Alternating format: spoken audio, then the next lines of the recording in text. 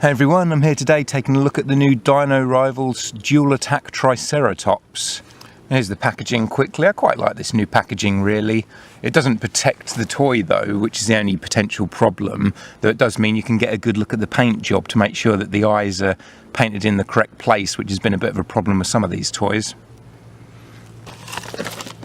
On the back here you can just see it gives you instructions, and there's a collector card in there that I've taken out as well. Enough about the packaging, here's the toy itself. Now the gimmick with this is that it's got two buttons on the top here. One you press that makes the head go up and down in kind of an attack, and the second makes the tail wiggle from side to side there. It's kind of a fun feature, and at first glance this may look the same as the Roarivores Triceratops, but it is actually a reasonably different mould. The body has been retooled slightly to accommodate the new action feature with two buttons on the back instead of the one, and also the tail obviously being able to wiggle this time, whereas the previous tail was solid.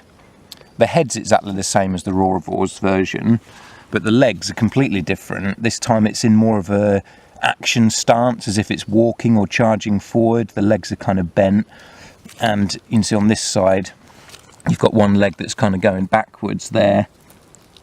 So it gives it a different look on your shelf, so you're not just buying the same toy over.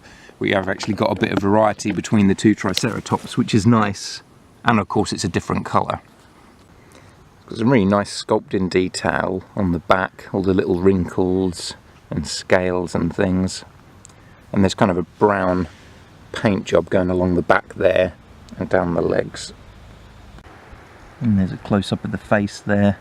It is more brown around the frill. I love this sculpt of this Triceratops head.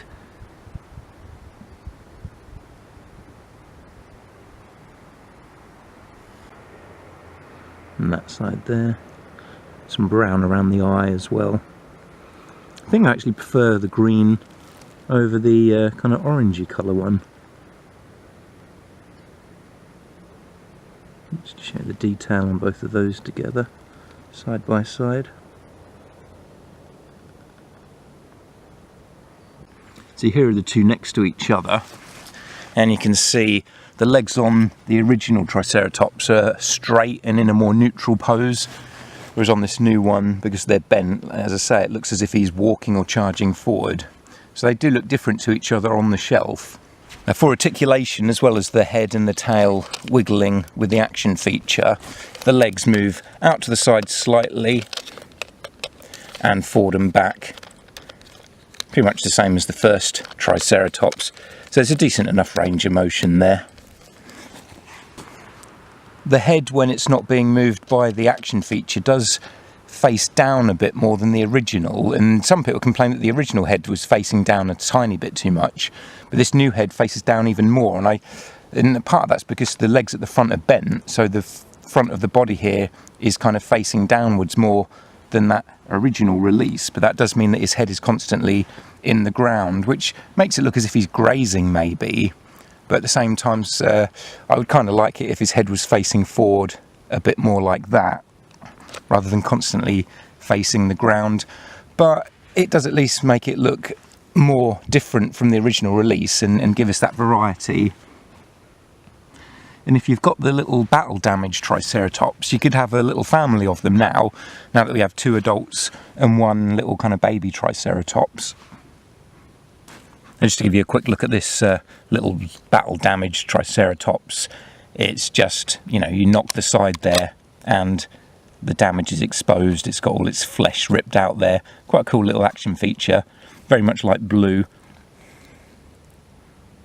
Kind of nice articulation with this one as well, in that the front legs completely fold out to the side. Gives it slightly more of a range of motion than the larger dinosaurs.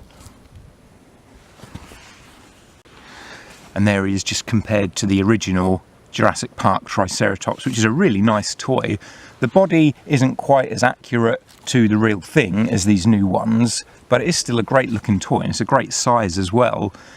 And it's quite a similar colour scheme, and it's got the same kind of gimmick where you press a button on the side and it makes the head go up and down, and it's also got the battle damage of the baby Triceratops in the new line, but with this one you actually have to pull the bit out, which means that this can easily be lost.